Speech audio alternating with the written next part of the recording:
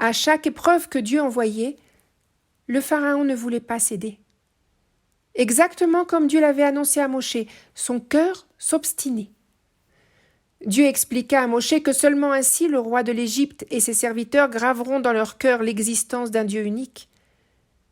Puis Dieu ajouta que pour le peuple d'Israël, cela sera un témoignage pour les générations futures. Afin que tu racontes à ton fils, à ton petit-fils, ce que j'ai fait aux Égyptiens, et les merveilles que j'ai opérées au milieu d'eux, et vous saurez que je suis l'Éternel. Alors Aaron et Moshe se rendirent de nouveau chez le Pharaon pour lui transmettre les paroles de Dieu. « Jusqu'à quand refuseras-tu de te soumettre devant moi ? Laisse partir mon peuple pour qu'il me serve. » S'il refusait cette fois-ci, Dieu enverrait des sauterelles qui couvriront complètement la surface de son territoire. Elles dévoreront tout, anéantissant le peu de ressources que la grêle avait laissé. Une chose terrible qu'aucun ancêtre de tous les habitants du pays n'avait connue. Les serviteurs du Pharaon étaient affolés. Et quand les frères sortirent, ils essayèrent de convaincre le roi d'accéder à leurs exigences et d'ouvrir les yeux sur la situation désastreuse de l'Égypte. Moshe et Aaron furent rappelés devant le roi. Ce dernier acceptait finalement leur demande. « Allez servir l'Éternel votre Dieu !» Mais aussitôt il demanda « Qui étaient ceux qui s'éloigneraient ainsi ?»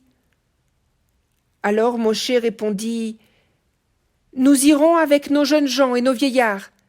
Nous irons avec nos fils et nos filles, avec nos brebis et nos bœufs, car c'est une fête en l'honneur de Dieu pour nous. »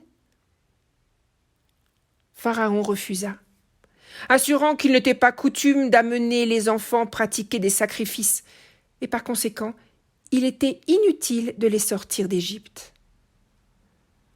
Ainsi, il n'autorisa que les hommes à partir, puis il congédia les deux frères. Dieu dit alors à Moshe d'étendre sa main sur l'Égypte pour que les sauterelles envahissent le pays.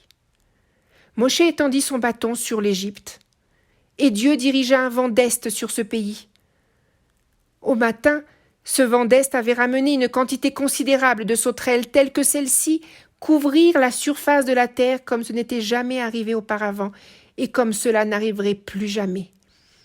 Elles étaient si nombreuses que le sol en était devenu noir.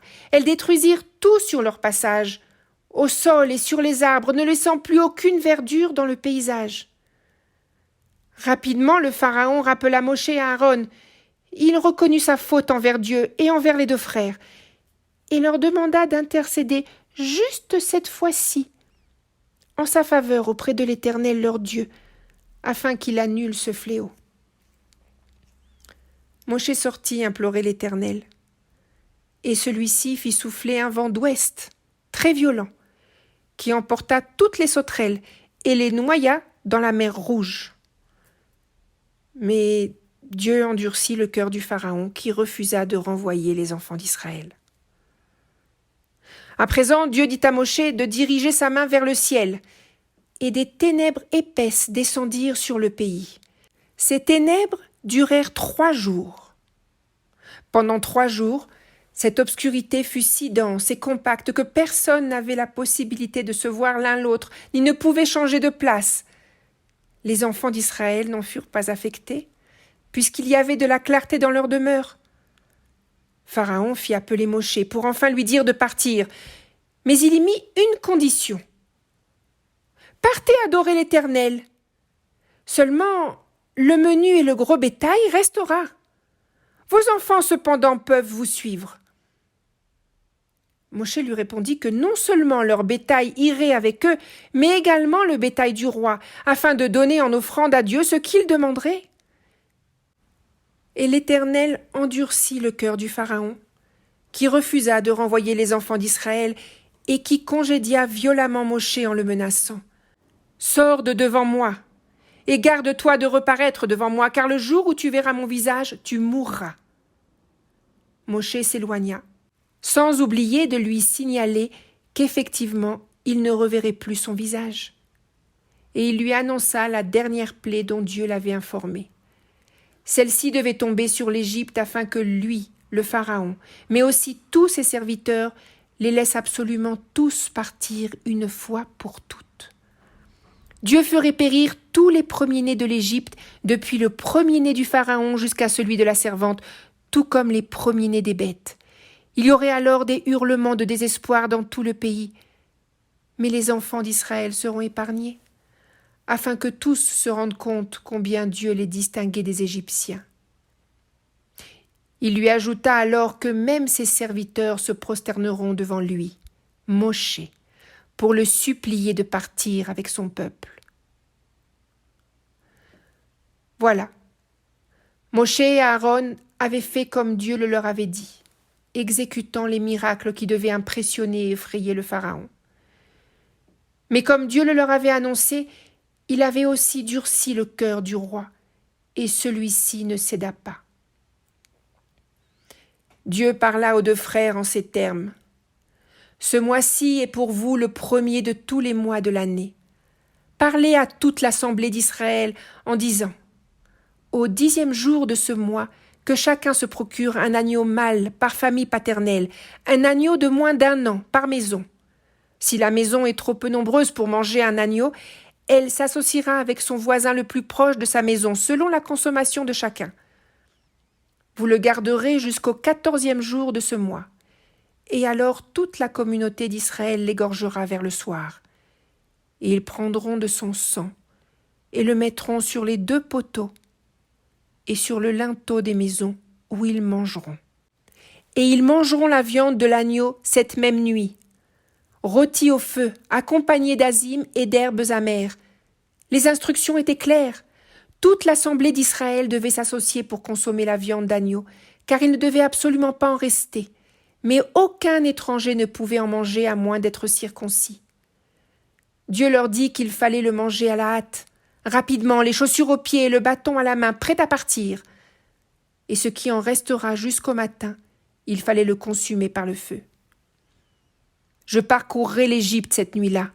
Je frapperai tout premier-né, depuis l'homme jusqu'à la bête, et je ferai justice à toutes les divinités d'Égypte, moi l'Éternel. » Dieu leur précisa que lorsqu'il avancera pour frapper ce pays, le sang à l'entrée de leur maison sera un signe. À la vue de ce sang, Dieu aura pitié d'eux et passera par-dessus la maison en épargnant les premiers-nés hébreux qui s'y trouvent.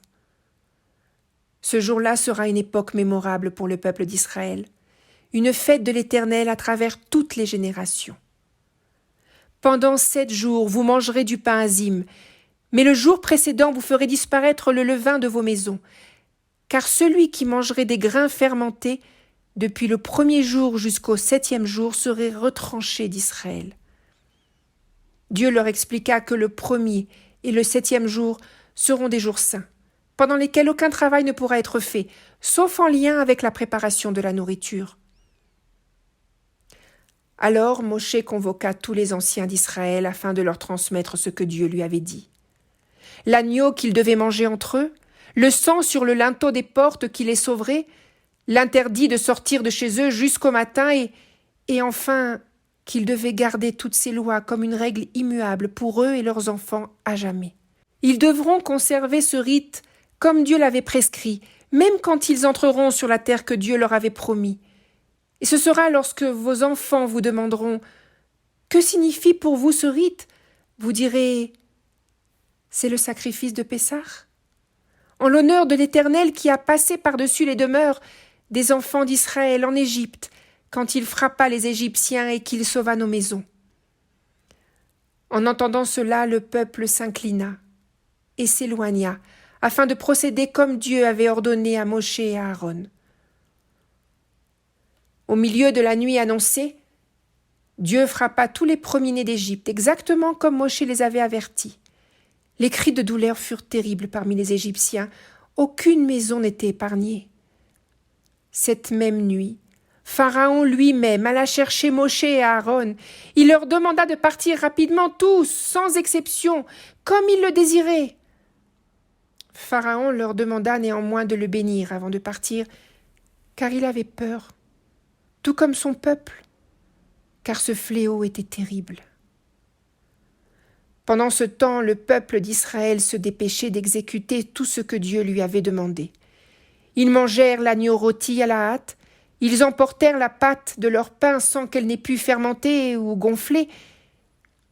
Et comme Moshe le leur avait dit par ordre divin, ils n'oublièrent pas de demander des vases précieux aux Égyptiens ainsi que des vêtements. Inspirés par Dieu, ces derniers s'exécutèrent gracieusement, motivés par la volonté d'un départ rapide. Cette nuit-là, pas un chien n'aboya ou s'agita à l'encontre de ce peuple qui s'en allait. Les enfants d'Israël partirent de Ramsès pour arriver à Sukkot. Ils étaient 600 000 hommes de plus de 20 ans, accompagnés des femmes, des enfants et du bétail. Dans leur précipitation, ils n'avaient emporté comme provision que leur pâte à pain non fermentée qu'ils cuisirent afin de préparer des gâteaux azim. Ainsi, les enfants d'Israël furent libérés du joug de leurs oppresseurs le 15e jour du mois de Nissan, en plein jour, 430 ans après la promesse que Dieu avait faite à Abraham. Une nuit choisie par Dieu pour les enfants d'Israël, pendant laquelle il veillait sur le peuple pour le faire sortir d'Égypte. Une nuit de protection pour toutes les générations. L'Éternel parla à Moshe. « Consacre-moi tout premier-né, toute prémisse des entrailles parmi les enfants d'Israël, soit homme, soit animal, il est à moi. » Moshe se tourna vers le peuple pour lui demander de se souvenir de ce jour, le jour où ils sont sortis d'Égypte, de la maison de l'esclavage, au mois du printemps. Car c'est par la puissance du bras de l'Éternel qu'ils sont sortis. Il leur rappela qu'ils ne pouvaient pas manger de pain levé et qu'ils devraient célébrer cela, ce même mois, en arrivant sur la terre de Canaan, la terre que Dieu avait promis aux patriarches, une terre ruisselante de lait et de miel. Pendant 7 jours, ils mangeront du pain azim, et le 7e jour sera une fête en l'honneur de l'Éternel. Personne ne pourra posséder du pain levé dans sa maison ni dans tout ce qui lui appartient. Chacun devra raconter le récit de cette délivrance à ses enfants, en disant « C'est pour que j'accomplisse ces commandements que l'Éternel a agi en ma faveur quand je sortis de l'Égypte. Et tu le porteras comme symbole sur ton bras, et comme souvenir entre tes yeux, afin que la Torah de l'Éternel reste dans ta bouche, car c'est d'un bras puissant que l'Éternel t'a fait sortir d'Égypte. Et tu observeras cette loi en son temps, à chaque anniversaire. » Enfin, il leur annonça que lorsque Dieu les aura introduits dans le pays qu'il leur avait promis ainsi qu'à leur père, ils devront séparer tout premier-né mâle pour Dieu, qu'il soit homme ou animal. Mais le premier-né mâle parmi les hommes, il devra être racheté. Et si ton fils te demande pourquoi tu as agi ainsi, tu lui diras « D'une main puissante, l'Éternel nous a fait sortir d'Égypte de la maison de l'esclavage, car Pharaon était intransigeant. Comme Pharaon faisait des difficultés pour nous laisser partir, l'Éternel fit mourir tous les premiers-nés de l'Égypte, depuis l'homme jusqu'à l'animal. C'est pourquoi aujourd'hui j'agis ainsi. »